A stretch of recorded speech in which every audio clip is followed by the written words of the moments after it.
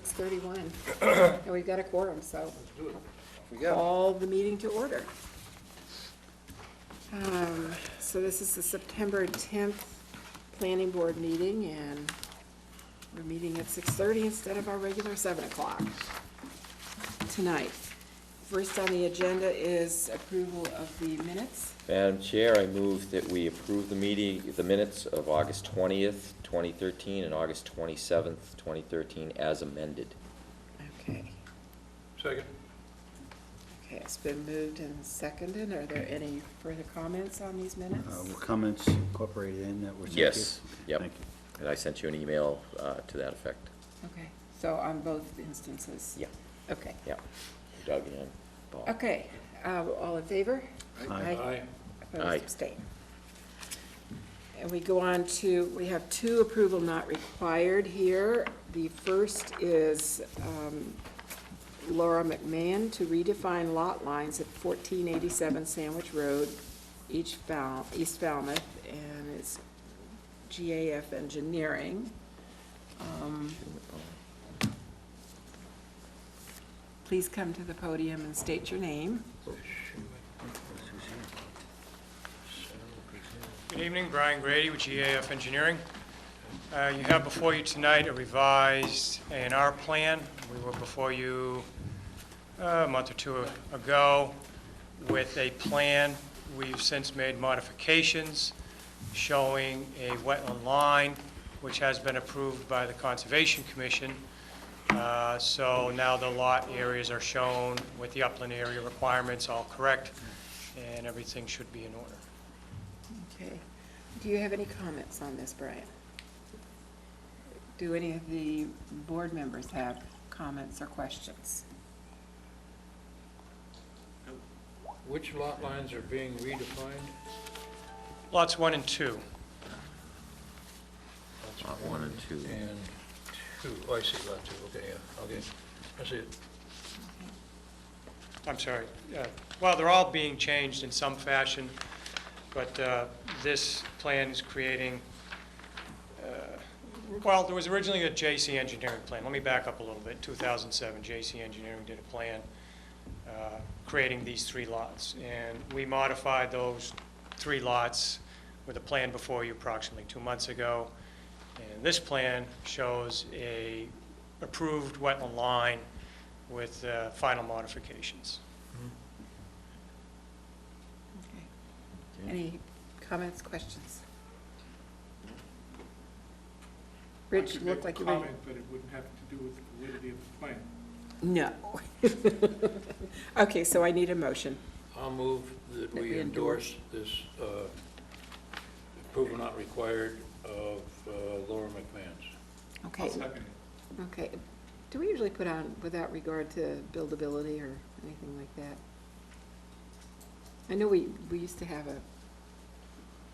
When the plan depicts some zoning deficiency, typically I ask the designer to put such a note on the plan, but this plan doesn't depict Okay. any zoning deficiency. Okay. So it has been moved and seconded. If there are no further comments, all in favor? Aye. Opposed, abstained. Thank you. Thank you.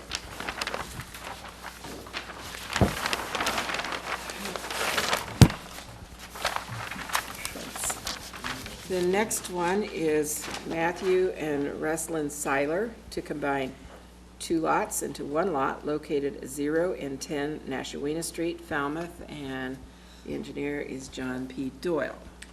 And Mr. Doyle won't be here tonight, but the plan simply depicts a combination of 2 lots. You can see there's a lot line that's going away in the middle, and then you have a new parcel. Okay. I'll move it. Okay, it's been moved. Do I have a second? I'll second. Moved and seconded. Now, any questions, discussion on this one? Just observe that this partially undoes what we just did on the other one. That's just showing. Created 2 new lots, but we've taken away.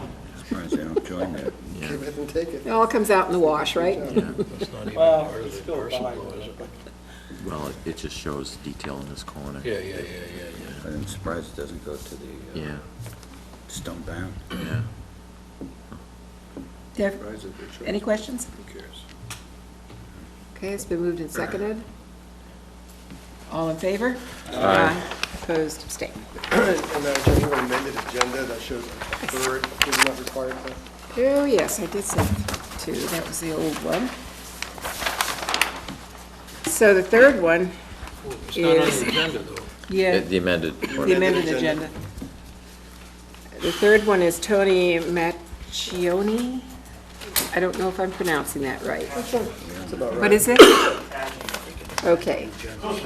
Close. To exchange equal amounts of land between two lots located at 3 Echo Avenue and 30 Crescent Avenue, Falmouth, Massachusetts, and the engineering firm is BSS Design.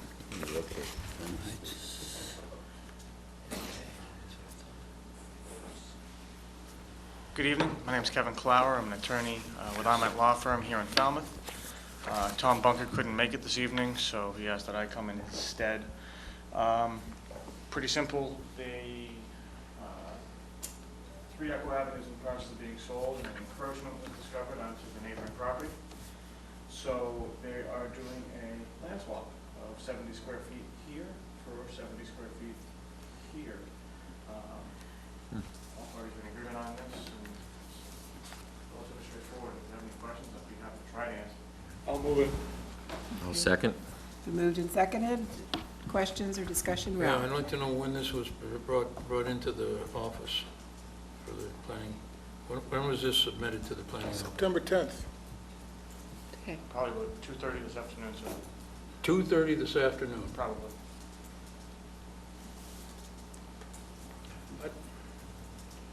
I really have issues with that. I don't care whether it's approval not required or not, but that's just, I don't think it's fair to our staff, and I don't think it's fair to the planning board that we accept such things. I think this should have been postponed until next week. We got an amended agenda, which we were not notified about.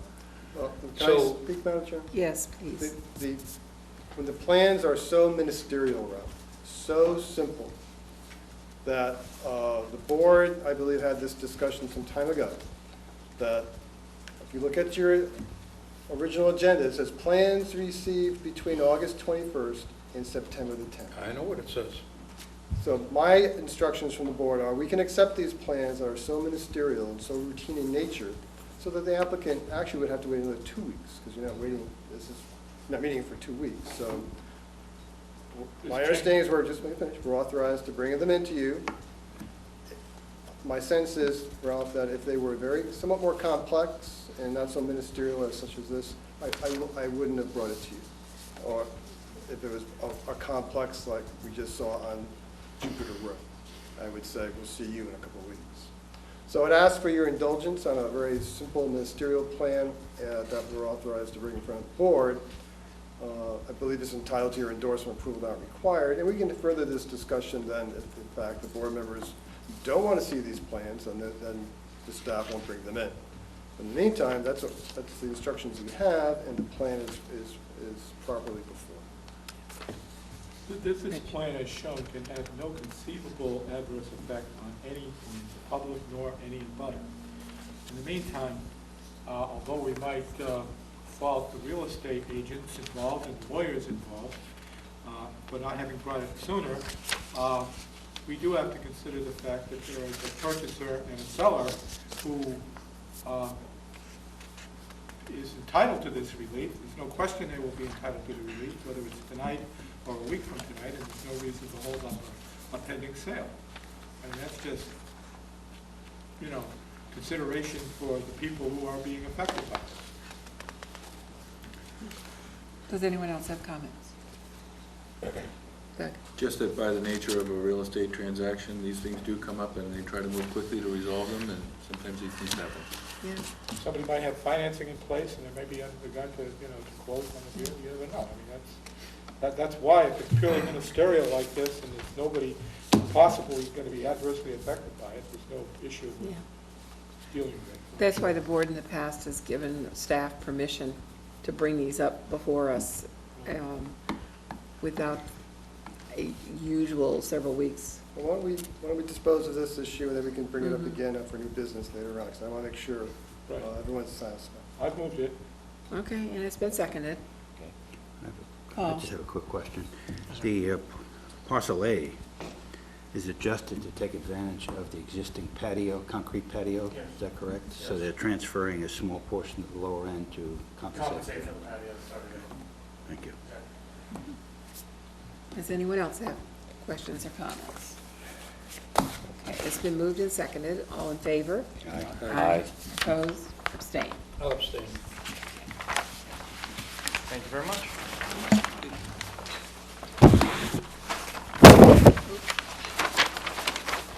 That one was a draw.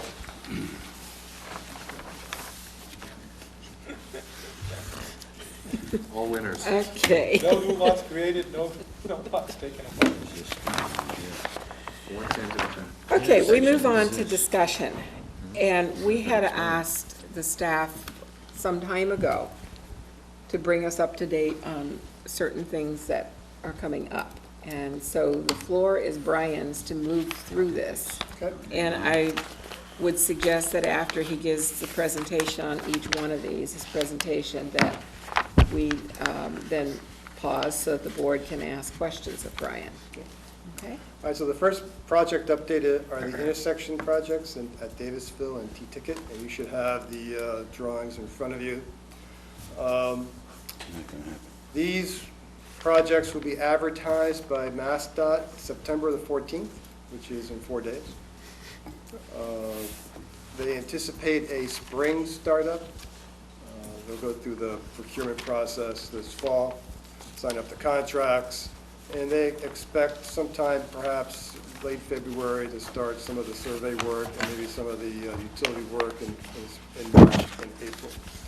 But you can see that the plans haven't really changed from the 25% design. They show the channel lanes going back. Let's say if you're looking at the top drawings at the stop and shop lights, they go back an additional 100, 200 feet.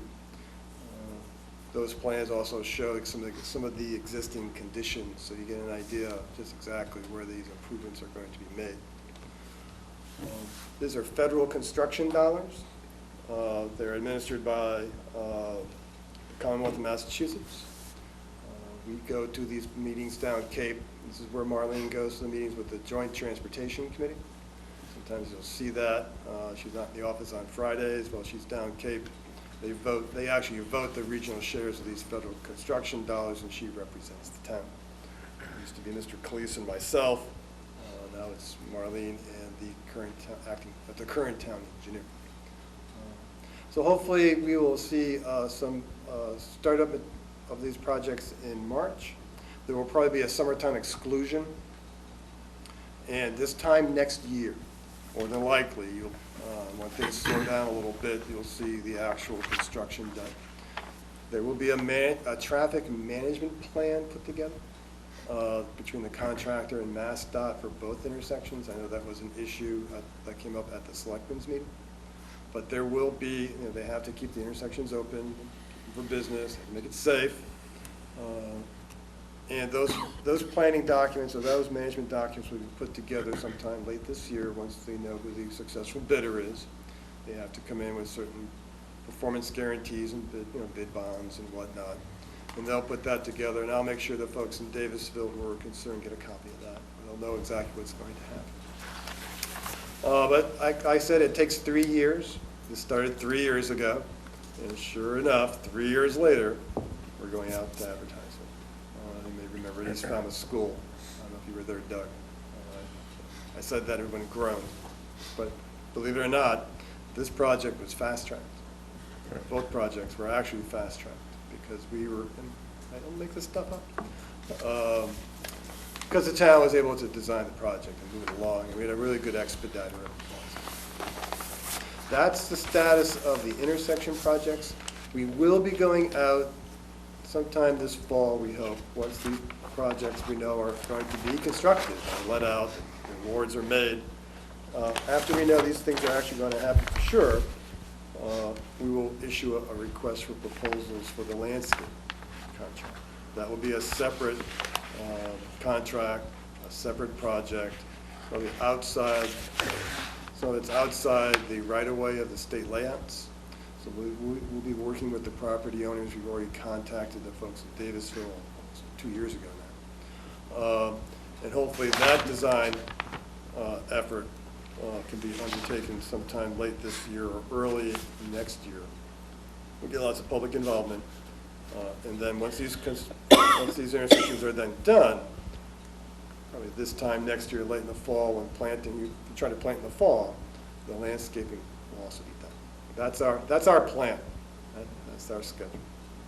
So you know what I know. Okay, Rich? We have no input on the actual traffic flow issues. You mean the configuration of the intersection now? Yeah. That was 2 years ago. Remember, 2 years ago, I brought them in at 25%. We had some questions and some concerns. We passed them along. There were some curb cut issues, but they were addressed. The only issue I have is at the intersection where you're coming from Jones Road and entering East Falmouth Highway. On that, there is a right turn on red there, but very often you can't make it because even though it's wide enough for 3 cars to exist there, people often going straight ahead often block the right turn. It would really just require a little painted line, just a little paint, not a reconfiguration of the intersection, just to say, if you're going straight, stay in the middle. There's only 2 though. Left turn only and right and straight. No, okay, that's now going to be a left turn, there's a left turn only, there's a straight, but there's room enough there for all 3, for a right turn. Brian is saying no. There's room on the pavement, I go there all the time. If you have a little car, but It's too late anyway. this is at 100% design, it's being advertised. We looked at all Yeah, sorts it's of too late. That's what I said. lane configurations. This was the optimal one. I mean, it just happened to me yesterday. I was coming out of the Stop and Shop, I was on my way over to Windfall. Okay. Sure enough, Happens all there's the somebody time. sitting there right in the middle of that lane. And there's plenty of room to move over to the left and clear the right turn lane. Yeah. But It's going to happen here too. this is the way it is. Unless it's one more lane. Right. Mhm. Do you want any other further That one land doesn't taking? bother me because I don't go up these stuff. Okay, Paul? Right. Just a question. The drawings for the 2 intersections we have here have no attribution. I presume this is from the latest version of the state drawings, is that right? There's no reference to what these things are from. These are just the drawings that were given to me as a PDF from the designer. They're not the stamped drawings, they're not the full plan specification and estimates, because they have all sorts of... But they're from the state design that's being bid this week. Right, but Is that that correct? package is, I understand that, but this is an excerpt from that. This is the latest version is what I'm trying to get at for that intersection, is that correct? it's the latest version, but it's probably not part of the PS&E that's being advertised. Which It's is one page. It's just one page of the design. But when you see the finished product, this is what you'll see out there on the... Well, I've seen the finished product. It's about that thick. Both intersections are one. I was just wondering where this came from, because it wasn't one particular drawing that was pulled out and copied. I don't know where it came from. That was my question. It came from the design engineer. I wanted something fairly clear without a lot of the construction details, and he zipped off a lot of that and sent it to us. I actually am guilty of asking to do that because we had presented Right. too many details and we couldn't see it, so I asked to have a simplified version. Correct. So it's a simplified version given to me by the designer. The point is it represents what's being bid. Correct. Thank you. Other questions? Okay. So next is the medical marijuana bylaw. So, the last time we talked about the medical marijuana bylaw, we were kind of struggling with the 500 feet from schools and what does it mean to be a place where children congregate or whatnot. So I've made some copies of the dentist bylaw for the board. That bylaw was passed by the town of Dennis and approved by the Attorney General's office. And I gave the board a copy of the Mashpee bylaw, you should have in your package. And that's scheduled for their October town meeting. And both of those versions are actually something along the lines of what I'm thinking of now to discuss with the board, because they simplified it very nicely by simply allowing them in their industrial districts by special permit with some performance standards that you might be concerned about. So we had kind of a talk about it a bit with my fellow planners, and I thought that was the way to go. You reference some of the CMRs. The CMR means Code of Massachusetts Regulations. And you put them somewhere where you probably know you're not going to have a lot of the issues associated with the performance standards of separations from schools and whatnot. So that's the direction I think I'm going to ask the board to head in about that. So I would ask the board to read through these. Not verbatim, like we just change Dennis to Falmouth, because some of the things that they have I don't quite agree with the details.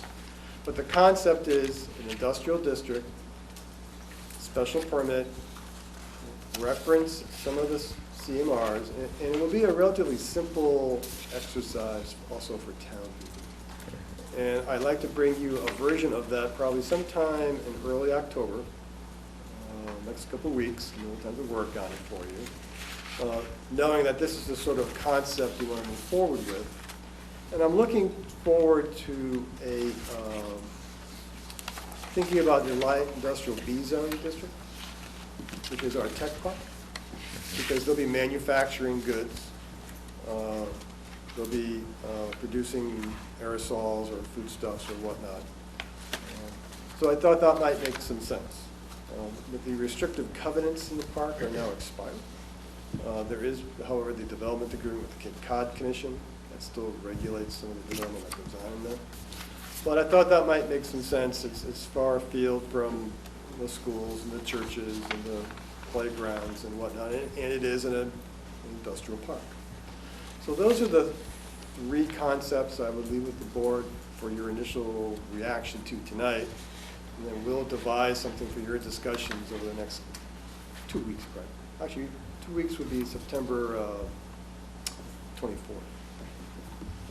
So we'll try to get you something back. But at least an initial reaction to this concept would be helpful for me. When I read that section about it being limited to an industrial zone, I said, those same thoughts crossed my mind. It eliminates a lot of other problems, simplifies the process, and we have an area for that. So I think I would tend to move in that direction myself. Okay, but we do have other industrial zones that, So you would, but you only have one light industrial B zone. And Okay. That's the tech.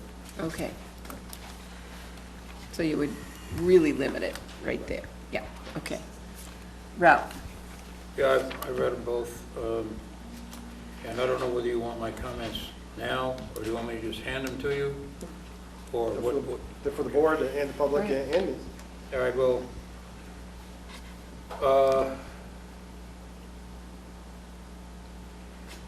on the Mashpee one, it doesn't specify who's the granting authority for the special permit, so that definitely has to be done, but it was in the Dennis one. In the Dennis one, on page 150, which is the second page of this thing, I had three things. Under 13.5.2, it talks about it cannot be in excess of 20,000 square feet. I thought we ought to consider 7,000 square feet, because otherwise it requires another special permit from us. On 13.5.4, I thought we might want to include, eliminate Sunday. On 13.5.5, they indicate certain areas that they want it to be avoid from. I would say the Shining Sea Bikeway and the Falmouth Hockey Rink would be appropriate for us. On page 151, up at the top, C,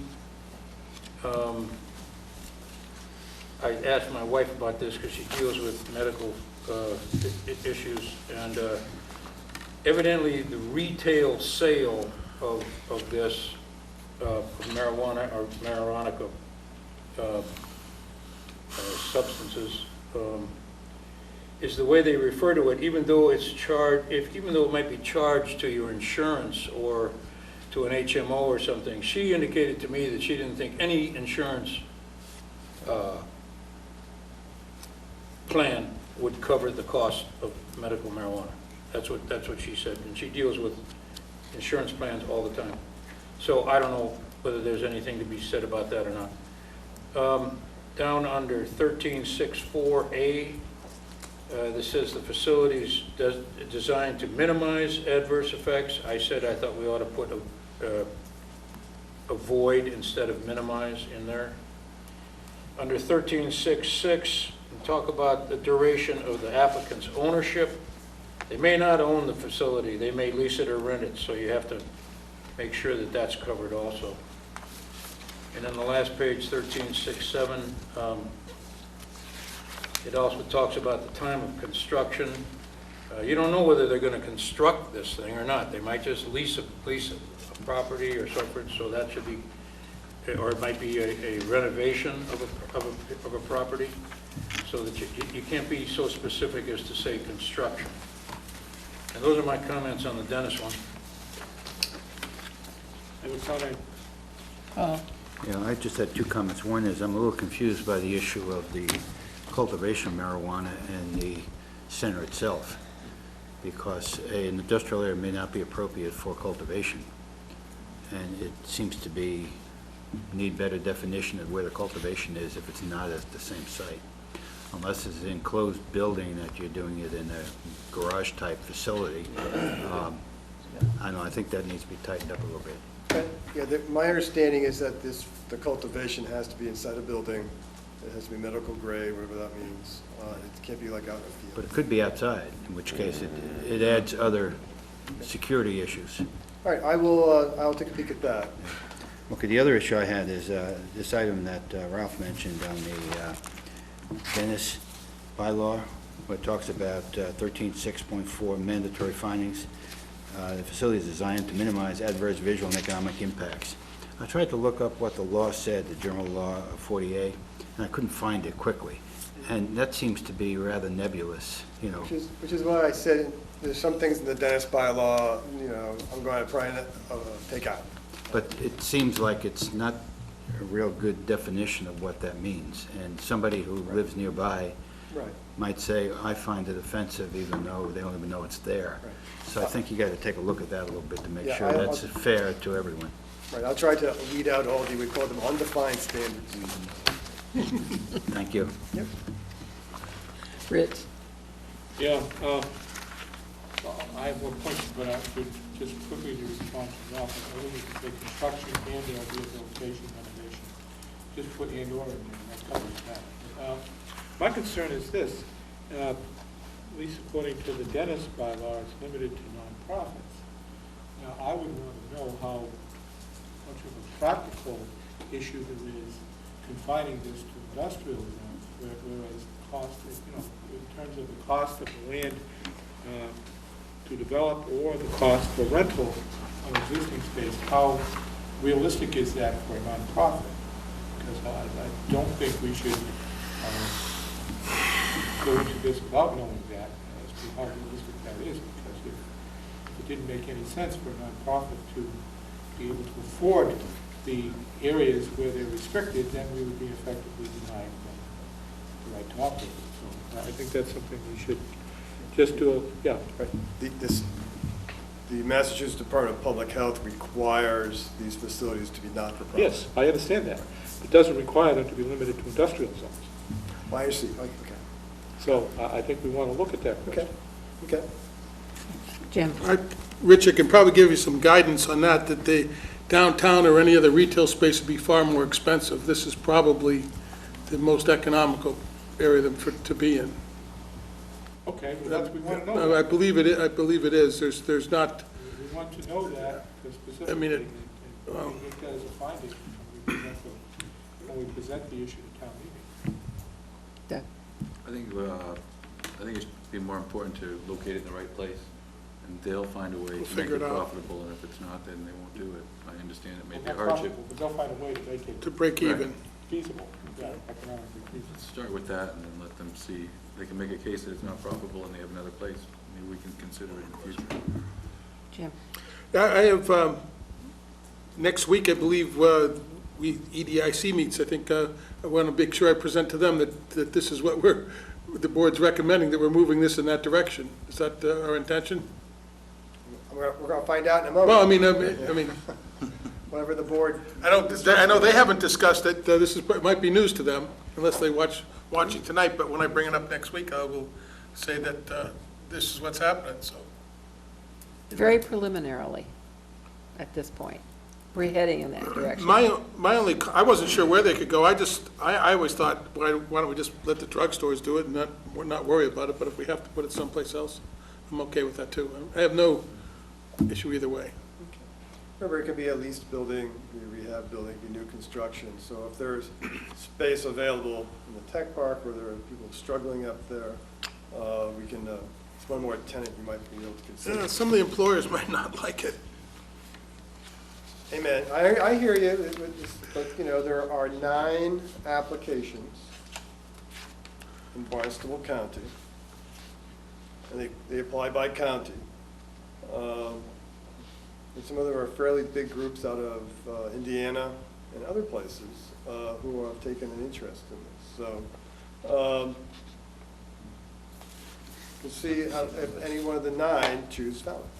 I think we have to have a space somewhere for them to go. And right now, our preliminary initial discussions, we can pass along to the EDIC, is the town planners looking at the LIV zoning district. And the only one we have is Tech Park, unless town meeting wants to have another piece of property zone or something else that accommodates the use. Otherwise, they'll be spread throughout all your LIA zones and your business zones and whatnot. So it's a public policy decision that, you know, town meeting will have to decide.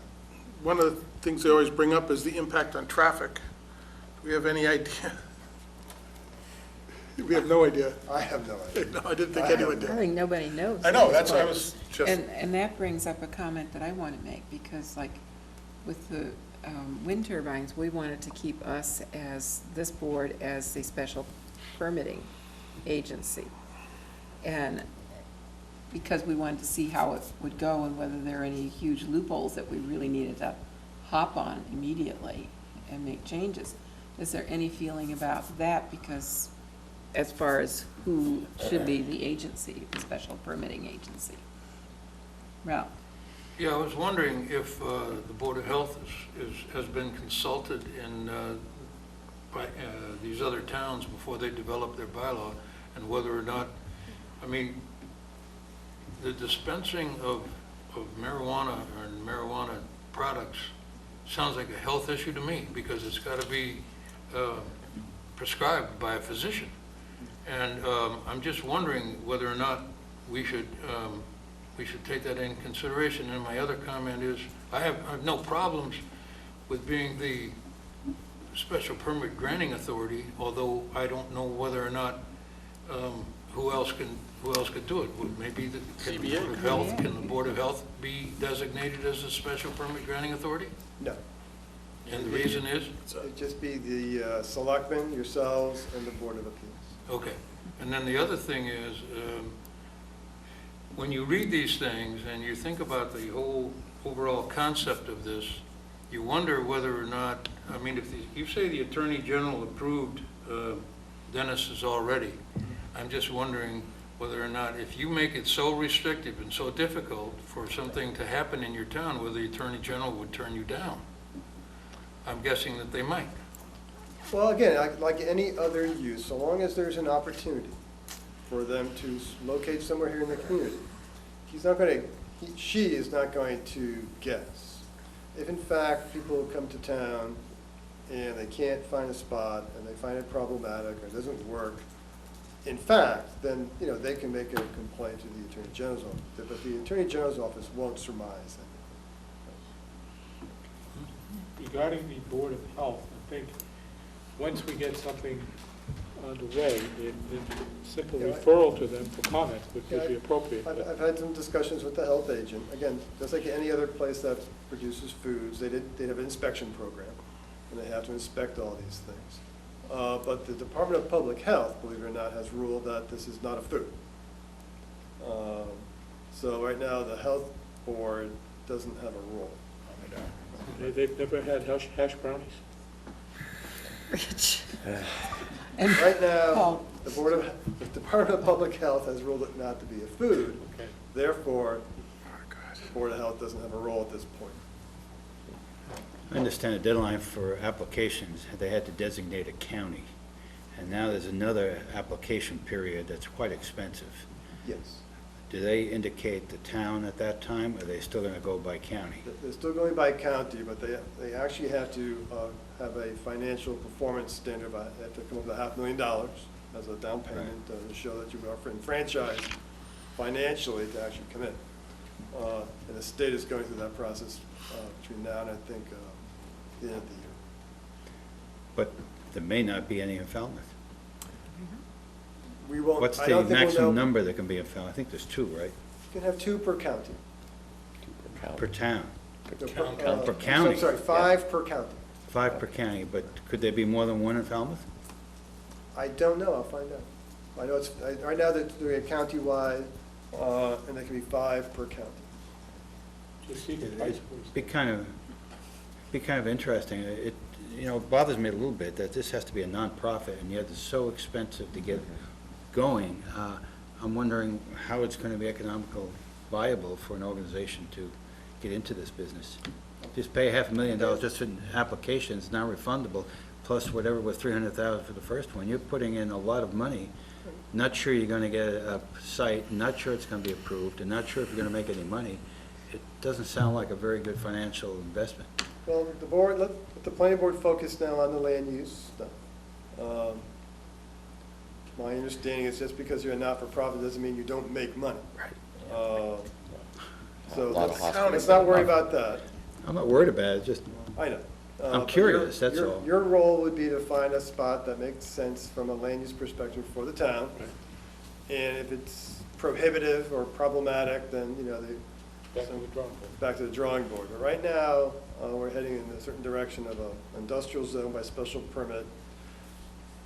Ask the board to seriously consider, special permit granting authority business will interfere with a lot of the planning stuff you're going to be doing. So think about that as we move forward. I think that the selectmen should be the special permit granting authority. Fine idea. These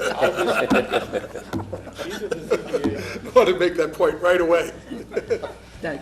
I don't agree, I think we should do it. But I think that these are pretty different. In Dennis, they're more focused on the zoning aspects and the locations, and in Mashpee, they're more concerned, it seems like, with police interaction and legal and liability issues. So we try. I think both are kind of complicated, and I hope ours is a little simpler. Okay. And I don't think we should try to discourage it by making it complicated. Well, if we have a zone that we know is not near any, or has a performance standard, 500 feet from a place where children may congregate or schools, and obviously the hockey rink is a place where children being 18 and under, congregate. So if you have that performance standard of 500 feet, think about allowing it as a matter of right, subject to special permit or a special site plan review. That way, it's just an administrative review through this board. Check, check, check, check, check, and off you go. So it doesn't have to necessarily be a special permit use. If the board wants to see both types of versions, we'll work on both types of versions. I agree with Doug. I think we should have a well-thought-out bylaw. I don't think it should be written so as to discourage this. If these are done well, as they are in Colorado, so it seems, it could be an economic boom to this town as well. And people did vote for this. I mean, it could have been voted down, but seems to be something that the public wants. And if it's something that would benefit the economy, I don't think we should make it so restrictive. Question for Brian? Yeah, Rich. What is in the statute, if anything, regarding insurance requirements? In the Department of Public Health, Yeah. I know there are sureties required for performance, for decommissioning your site, but those are something that Talking about third-party liability questions. I'm not that familiar with this stuff. It's noteworthy that you don't consume any of this product on the premises, so you don't have the same kind of issue you would have with barrooms and liquor Oh, liability. I see what your question is. Right, this is not a restaurant situation. So you don't have that This is concern. this is a retail situation, where if you want to get in your car and start consuming the product, that's your liability. But still, if you negligently dispense this to someone who shouldn't have gotten it, to, Well, again, you I guys can see don't, liability Yeah. issues arising. and as a good attorney, of course you can. But again, the planning board, we're just going to focus on where this should go for our community, and what makes sense, what's the rigor of the regulatory review that you would have imposed. Let them worry about their profit margins, and who may operate a vehicle under the influence of whatever. But I like the board's thought process, let's make it simple, if it can be by right, we'll head in that direction. Go from there. Doug? I agree with the initial idea with the light industrial area, and then the site plan review can just be site-specific, and we'll just have to define our parameters for that, and we'll be ready to go in spring. Okay. I know when I was reading both of these, I felt a greater degree of comfort with the Dennis bylaw simply because in format and language, it reads very similarly to our other bylaws. So that, you wouldn't have something disjointed, and I wouldn't expect that Brian would do something disjointed because he's had that voice for years in putting the bylaws in. But I was having difficulty with the Mashpee bylaw. It seemed almost like they didn't want it. Yeah, kind of loosely put together and way too much referring to the state. So I much preferred the formatting of the Dennis bylaw. And I know certain of the things that are in there are the kinds of things that we would put in a bylaw if we're not just doing a by right and the site plan review. So. Yeah, Just a Bob. quick question for Brian. Do you know of any of the states that have this, if they are a not-for-profit? I think in Colorado, It is, it's a not-for-profit. right, I think so, but not in California, they actually have, 2-for-1 T-shirt sales the whole day. Because that's kind of a misleading Mhm. moniker, the not-for-profit, Yeah. because there are many hospitals that are very profitable that are Mhm. listed as The nonprofits. staff makes money. Right. Mhm. Yeah. It just means you don't, well, again, Yeah. don't worry Yeah. about their bottom Accounting. line. Yeah. Okay, That's so the way they're we'll move set up. forward with the industrial concept, and we'll try to actually make it as simple as possible, follow the Dennis format, and if we can, we'll try to make it by right. Okay. Or we'll bring you both versions. So we'll have a hearing on this, right, Brian? Oh, yeah. I'm sorry, We Brian? will have a hearing. Once you go and vote something to the warrant, then we'll publish a public hearing. Okay. If you want to have some public input prior to that, you can do that too. But typically, we put it on the warrant, then hold a hearing. Okay. Paul? I think as Jim mentioned, it should be very appropriate to consult with the town manager and the planning and the Board of Selectmen before moving too far forward with this. Maybe Okay. you've done this already. Well, in particular, EDIC, because that is their whole reason for Oh, existing, Yeah. is that, Yeah, That's but what they there- have. Industrial Park is their home. Understood, again, but If it's my we're understanding, we're all part of the town, we're all yeah, we're all part team. of town, yeah. Okay? We're all Oh. team. it's my understanding, the EDIC does not need approval of town meeting for their decision, so. No, but they can't change the zoning. No, they can't change zoning, but they don't need to go to town meeting and get approval for some of the development activities that they're doing, is my understanding. Some of it is covered under the agreement with the commission, so that they don't have to go every time something happens there. My understanding, they only have to go to town administration. Okay, If there are no more comments on that, let's move on to the program budget. Right, I didn't bring copies of the program budget. It was, some of the board voted some time ago, but in the program budget, there's an item that says that the board will devote at least 4 meetings a year to planning issues. Whatever that topic might be, whether it's marijuana centers or flood zones or whatever it might be.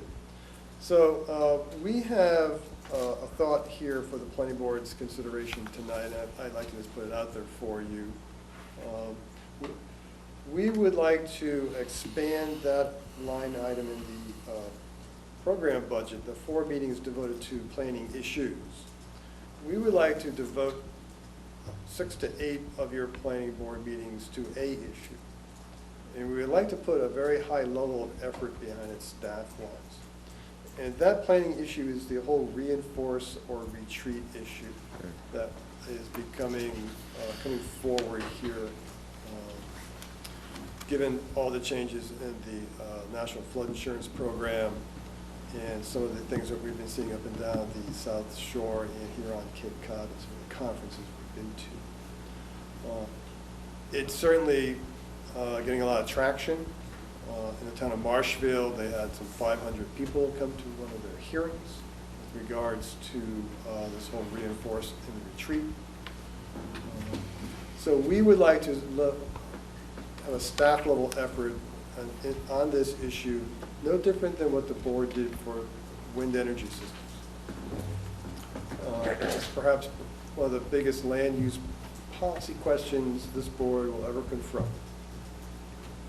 And we give this a lot of talk, a lot of thought, and we think we would rearrange the program budget to have this level of staff effort devoted towards the planning board, this planning board issue. That's very timely and topical. Seeing how it's even coming to town in the last town meeting with regards to, bringing the sand in for the bike path or behind the Old Mitchell bathhouse or whatnot. So we would appreciate just your initial thoughts to that. Some folks might have to wait on some of their other projects, but we want to talk to the planning board about devoting about probably 8 of your meetings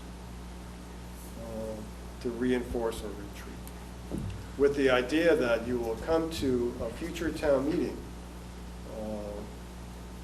with a land use element, because we're working on that land use element, for their consideration. We're not talking about bylaw changes or policy changes or anything like that. We're talking about what's the goal that you want to bring as part of the land use element to town meeting. Question. Rich. Ask her. Yes, Rich. The way I look at the issue generally, it's 3 things. It's reinforce, which to me means hard structure. Replenish, which means just replacing lost, soils. And retreat, or retreat. To me, it's a 3-part question. All right, well, I guess it's a structural solution, whatever it might be, soft or hard, or a retreat. Structural or retreat. Right. Right. So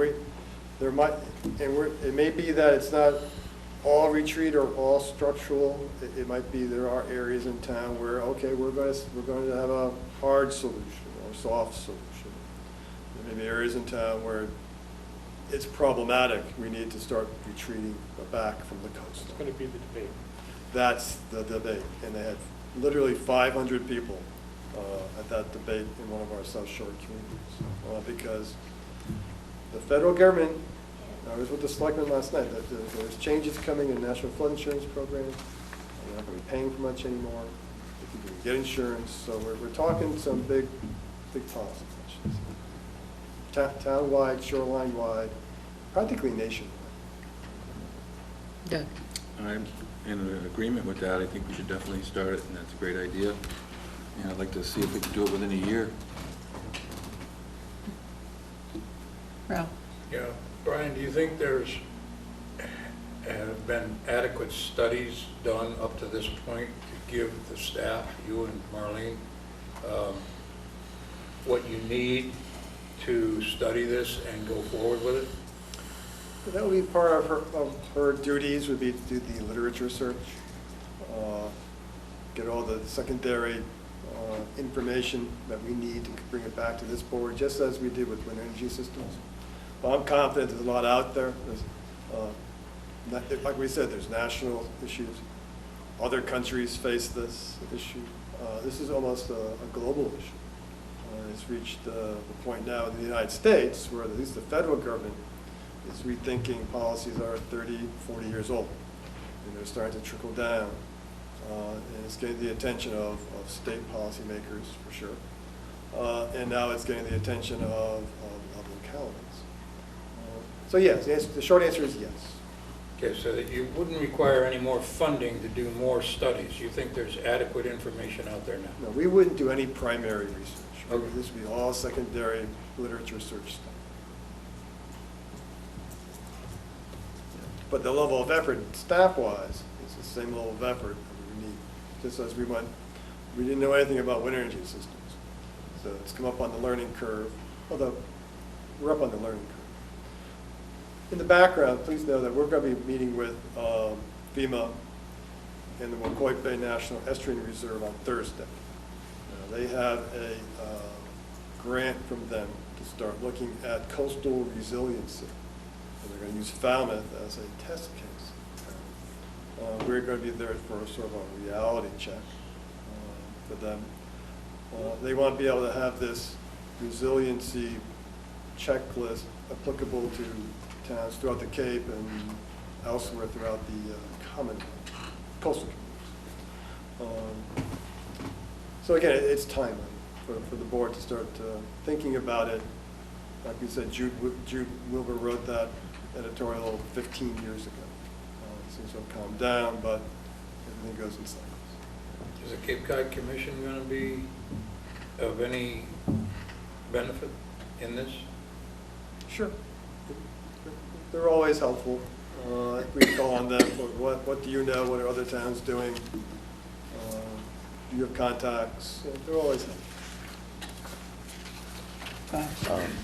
I know from our discussions on our committee, this is a really hot topic, and it's something that, given our geography, we really need to take on. And I agree with Brian that we should take this on as a high priority and devote the meeting time to it, because it impacts so many other things. I mean, we're talking about capital, we're talking about conservation, so we're talking about land use. So there's a lot of things that this is going to impact, and I wouldn't want to be sitting back on our haunches and find out that we should have been doing this 25 years down the road. So I think it's extremely important that we take this on. Yeah.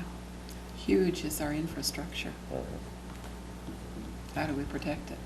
Yeah. And our economic interests. Absolutely.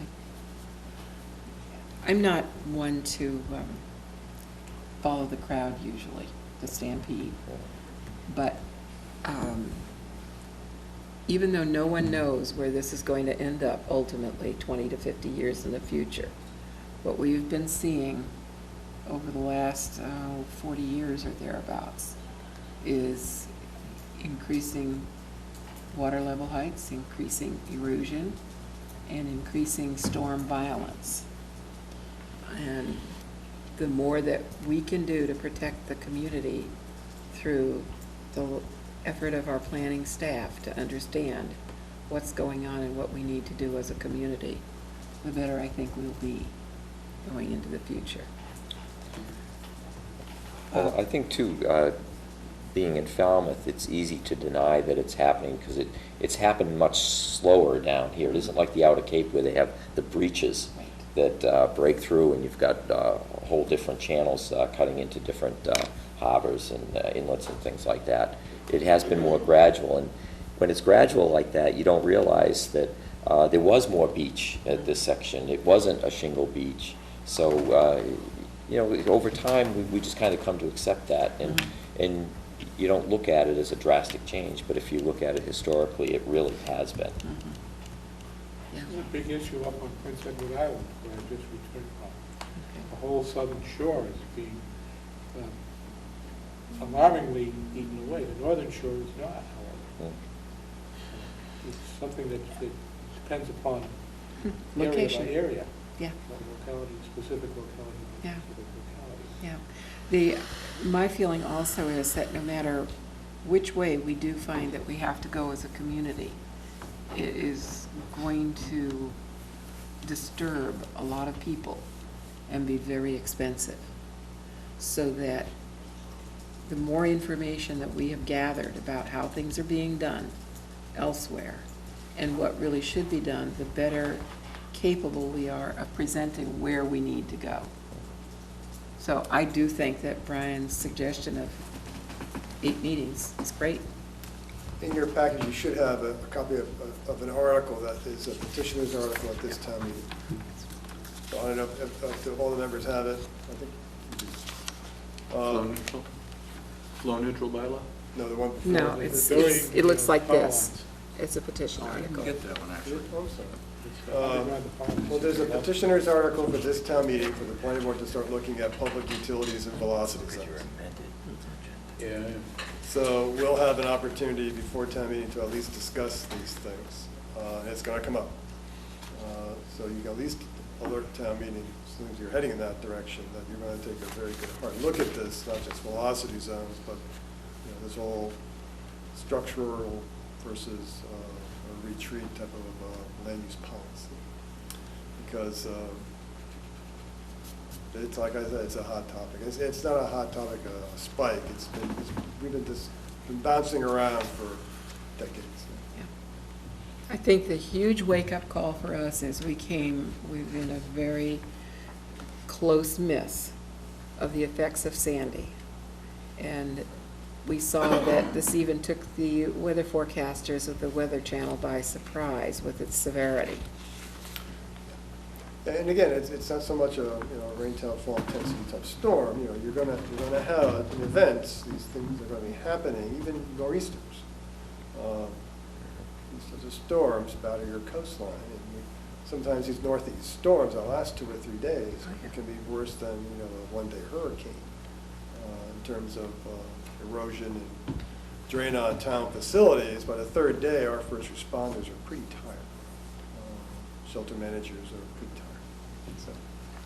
All right, so what I'll do is I will amend the program budget accordingly, and I'll bring it back to you on the 24th, and we will move forward here in the next few months and try to get you something. I'll really talk to Marlene about when we might be able to have this on your agenda. We're probably seeing some kind of preliminary information by the end of October. Okay, I got a question for you, Brian, because if you're doing literature research, will there be the same kind of stack of information that the planning board members can avail themselves of That's the idea. in the planning office? Okay, thank you. I have a question, Brian. Yes. You just referenced this petition article, didn't you? Yes. Yeah, I see there's only 14 signatures there, but this was turned in on September 5th. Do they have the required number of signatures now for this? I believe all that is required is 10, because it's considered a second annual town meeting. I always tell folks you have to get 100. But my understanding is they have sufficient number of signatures. Yeah. Okay, all right, thank you. I know the Enterprise tonight indicated that this is a petitioner's article for the meeting. Okay, so, moving along, zoning bylaw revision. There's been no progress on that, I can report. It's just, right now, there's a lot of appeals in the appeals court, a lot of things going on with the legal staff, extremely busy. I hope to be able to at least start up a scope of work probably late September, which is 2 weeks from now, right? So probably early October, I'm going to try to start, at least draft up some sort of scope of work. I've asked the zoning board to weigh in a little bit on it, obviously. They are a player in this. We're probably looking at going out to procure this, depending on whether or not it's it's a law firm. We actually are exempt from Chapter 30B because it's so specialized. you pick up the phone, you get 3 quotes from law firms that specialize in this, or general code publishers out of New York. So we're probably looking at something or someone on board here by the end of the year, hopefully. Now that we have a little hiatus, the warrant has closed, we have a little space of time here. We like to start plugging in some of these other projects that are coming up, and this is one of them. But right now, that project has essentially had no movement since July. Remember, the monies became available July 1st. So July, August, and 12, we already see 10 weeks. So hopefully by week 20, we can have some sort of news for you with regards to who we're going to at least procure. We have a pretty good idea what we want them to do, you know, the inconsistencies, the archaic language, and clean things up. So hopefully by the time we finish up, actually you'll have no hearings. You have those, there are no zoning articles. There are articles that implicate the planning board, but you won't have to hold any hearings this fall, which is a good thing for you, and gives us a little extra time to be doing some of these other things. So hopefully by the end of the year, we'll know who's on board with that. But that's where we are. Speaking of articles which implicate the planning board, what is this business about making the planning board an appointed position? You haven't heard that coming up? I've heard some rumblings about that. Haven't heard a thing. Well, they may be rumbling, but that's not easily done because it's elected under the charter. Yeah, good, well, good, charter. So it'd be a charter. That's the charter, yeah. Yeah. Okay, flow neutral bylaw, oh, Doug. On our previous discussion about the program budget, do we need to have a vote to move you guys forward? And if so, would you do something right away? Well, I'm gonna move right away. I don't want to vote tonight because you don't have anything in front of you. I at least wanted your thoughts and consensus on, thoughts on the issue so I can move forward with it. I'll bring it back for an amendment for the board because I did ask you to look at it and vote for it.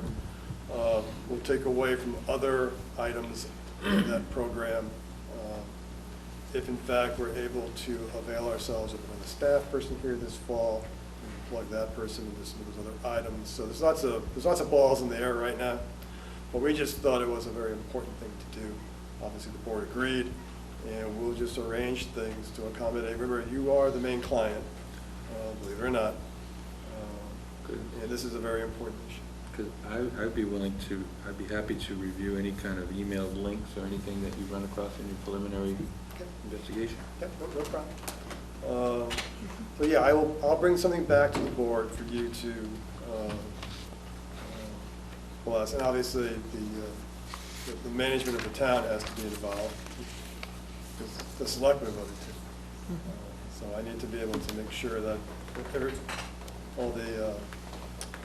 who needs to know knows. But you're the first you're the second to find out about this. I have discussed this briefly with the town manager.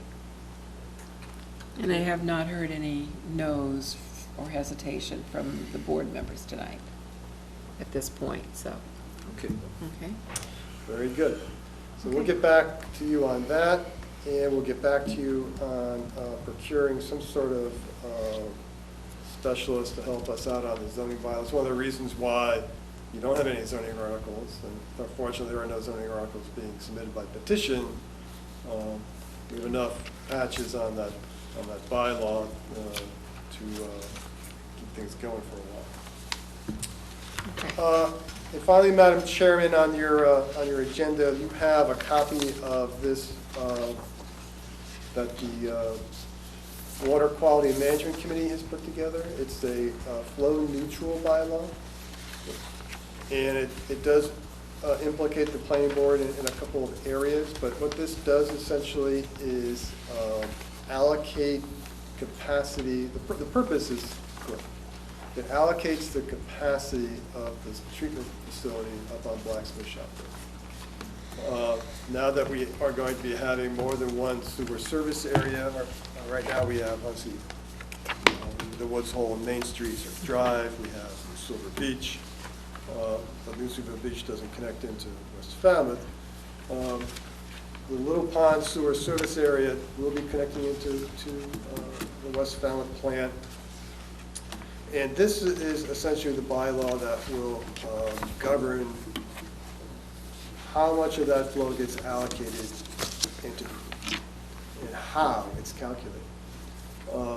Some of the main points I'll just highlight for you because you just got it. Under the purpose, you'll see one of its purposes is to support broader community planning objectives. And more on that later. Under the determination of wastewater flow, we're going to either use Title V calculations or water meter data, whichever the Public Works Director or the Board of Public Works determines is most reliable at the time. And number of bedrooms will be based on assessor's records, and we're going to assume, for the sake of argument, that the assessor's records are presumed accurate. Again, I've been working with the committee on this, and that presumption is rebuttable. But one of the important features of this bylaw is under section 180-40, and you'll see that the 180 what? -40 down the bottom there. You'll see on the first page. You'll see that the Board of Selectmen are notified by the superintendent with regards to the availability of capacity, and the selectmen, in consultation with the planning board, may set priorities for the available capacities. That ties back into the purpose when we talked about the broader community planning objectives. One of the things that will be coming under discussion for this board to consider is banking some of the flow for projects that are of, say, economic development. Some towns have a sewer bank for their industrial park, a bank of sewer capacity for affordable housing projects, a bank of sewer capacity for institutional uses, or whatever it might be. And there's typically then a bank of this capacity reserved for folks who simply want to add bedrooms to their small home. That way, it's not some sort of first come, first serve. You actually have a somewhat of prioritized flow determination that can be changed over time, but at least you have a bank reserved for specific purposes. You'll also note they've been very generous on the second page of the bylaw. If you're in the sewer service area, if you're a single-family home, on top of page 2, you get 4 bedrooms as a matter of right. And the theory behind that is that if you're going to be paying a $30,000 betterment, you need to get something out of that, besides a $30,000 betterment. So the committee has come back with this 4 as a matter of right. So if you have 2, you get 2 more. If you have 3, you get 1 more. And that follows either for multifamily residents and a little bit for non-residential development. There is a variance section. So if you can demonstrate relief can be granted without substantially derogating from the intent and purpose of the bylaw, they can actually, there's a fail-safe,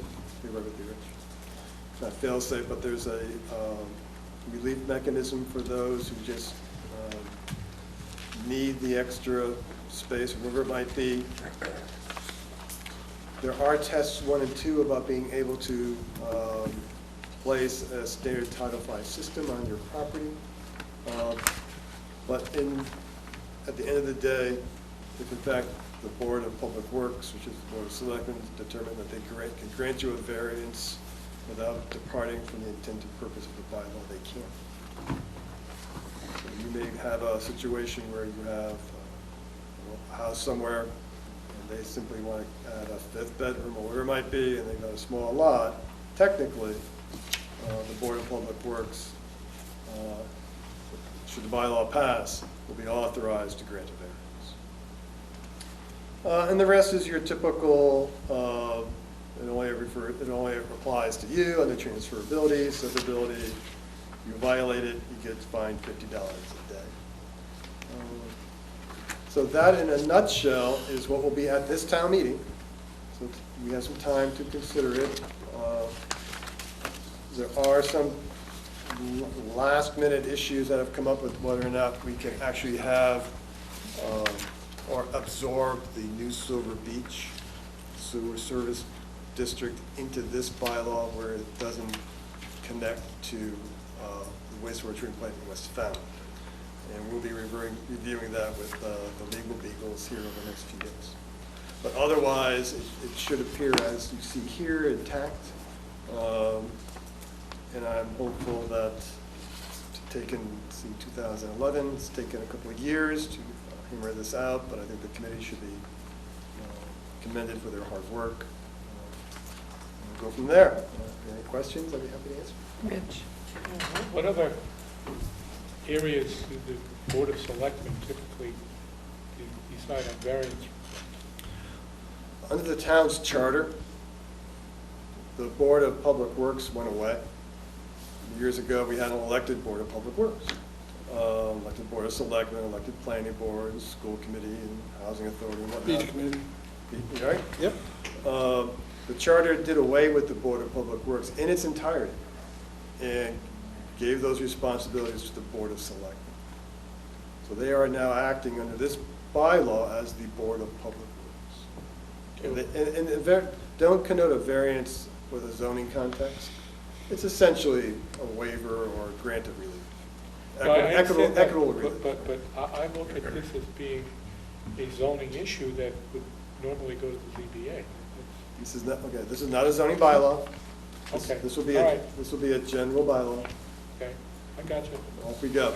So So not in 240, right? it's not, it's chapter 10, whatever, or 180. 180, yep. 180, and it's the Board of Public Works. There was some initial discussion years ago about having the Board of Health, but again, I think it's wise to have the Board of Public Works because it's a big public facility. There will be eventually, in some of the other sewer service areas, where sewering in and of itself simply won't reach the TMDMs, where there's going to have to be some polishing of the watershed by IA systems. I mean, septic systems that reduce nitrogen. Not for this sewer service area, but there probably will be one or two that there will be a Board of Health component. They'll be looking at the installation of those IA systems to meet the clean water, essentially the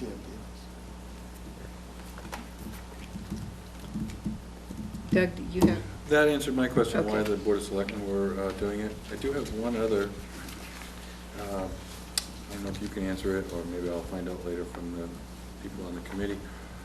Initially, where they start talking about existing development and existing single-family residence, it says, family dwelling on a parcel of 40,000 square feet or less may increase the number of bedrooms by 4 to 4 by right, and each bedroom added requires 10,000 square feet of land.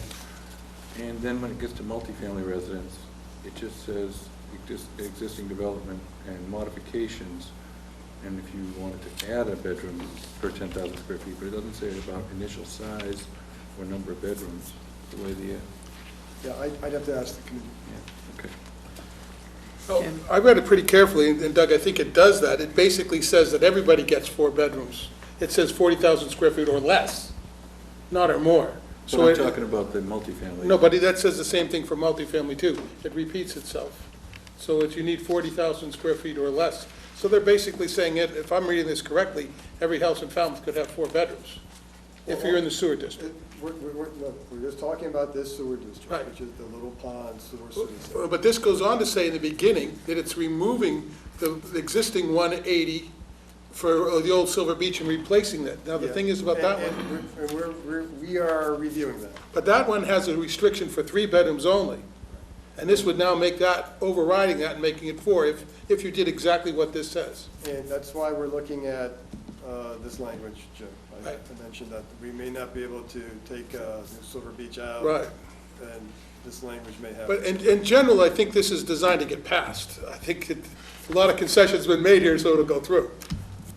I think the committee should be commended in trying to be fair and right. practical. Right. I recognize it as being fair and practical with the idea that they really want to get it passed and not fight about it. But, you know, again, I think some of the thought process is legitimate. You're asking people to pony up sizable amounts of money, that to then restrict the development rights. You calculate the number of new bedrooms in the service area. If everybody took advantage of it, I think it's 300. So we're talking 300 people. Why fight? It's nothing in terms of flow. Some people might think 300 people are a lot of people, but in terms of flow allocation, if everybody came charging in and added the max bedrooms, you're talking 300. I think it's a good move. And we can make the assumption that any increase in bedrooms is also in line with any other zoning restrictions, setbacks, or height, or Yeah, anything no, like that. They would all have to conform to those as well. Conservation Commission, whatever other regulatory process you implicate or trigger, you have to fulfill it. Okay. So, setbacks. Paul? I thought the Water Quality Management Committee did a very good job going through this, because there's some very ticklish issues here that they tried to address, and I think they spent a lot of time on it. And I'm particularly happy with 18039, which gives some flexibility on the development or the termination of wastewater flows. It provides a certain amount of flexibility for the town to look at with consent of DEP. And some flows will be based on water rates adjusted for seasonal variation and so forth. So I think there's a real practicality in determining the flows that are going to be sent to the treatment plants. And of course, the next section talks about the capacity, which I think is brings in the planning board as well. I thought that was well done. Ralph, do you have? Yeah, I'm having a hard time with understanding 18042-2, where they talk about allowing septic systems in an area that's being sewered. And I'm trying to understand, I'm having a hard time reading that and understanding what it's saying. And I'm finding it hard to believe that they're going to allow septic systems No. in a sewered area. No, what they're doing there, Ralph, is, if you go back to, it's a mandatory connection under chapter 18038. Yeah. You have to connect to the sewer. Under that section 42, that's when they grant a variance or a waiver or Right. some form of relief. Right. One of the tests that the Board of Public Works would ask the applicant to demonstrate is that what could they do as a matter of right? In other words, could you fit, in theory, a Title V septic system on your property? And they would ask for a referral from the Board of Health. Right. So let's just say I have I've got a 2-bedroom house, I want a 5-bedroom house. I need a variance from this bylaw. You would have to then at least come up with a preliminary design that shows that if you weren't sewered, you could walk down to see the Board of Health tomorrow and get yourself a septic system, and off you go. So that's just one of the tests that the Board of Public Works could ask an applicant to demonstrate. If the applicant comes in and says, gee whiz, I like a 5-bedroom house, but I've got a groundwater elevation just below my slab grade house, and there's just no way I could ever fit a standard Title V system in.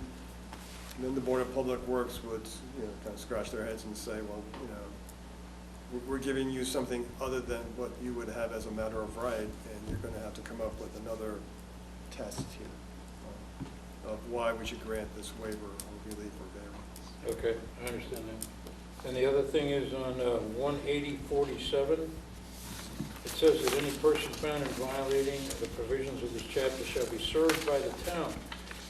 I think you need to be more specific. Who's going to do the serving? Which department? Who's going to do that? To be served by the town is very general. So I think you need to be more specific there. That's my comments. Okay, that's fine. Good comment.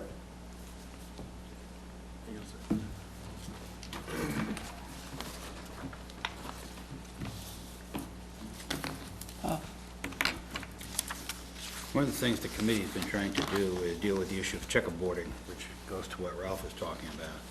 And what they're attempting to do, if someone puts in eco toilet, they want to be able to give them an option of not connecting to the sewer if everyone else is connected. And that's an incentive to try to use the eco toilets. How that plans out, I'm not quite sure. But they're looking at what they're calling checkerboarding. How do you skip over a particular property?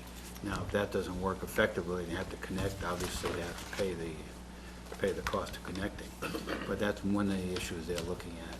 The other issue that hasn't come up yet is the cost of connection and so forth, and that's a lengthy discussion that hasn't happened yet as to what it's going to cost, what's the terms of connection, the years. They're talking about 20 to 30 years for payment. Some people may need 30 years, some may want to do it sooner. So there's a number of other issues related to this that haven't been defined yet. But one of the things on the exception would be you skip over someone if they install an eco toilet. Well, we'll see. Right now, the bylaw says it's a mandatory connection. Those discussions are ongoing about checkerboarding. The betterment issue, whether we'd have to have special legislation to go out more than 20 years to get that to be more politically practical is a question for others. Right now, one of the issues with the checkerboarding is, okay, you put an eco toilet in or whatever, you sell the house to somebody else, they take out the toilet, then you get all sorts of managerial issues and whatnot. So right now, the thought process is heading in the mandatory connection, but I know the discussions are ongoing, the checkerboarding, and I'm happy that I'm not part of it. Any other comments? Okay.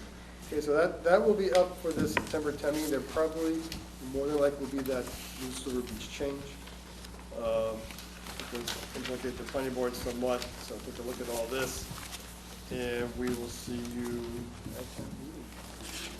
Okay. And that is an hour and a half's worth of update.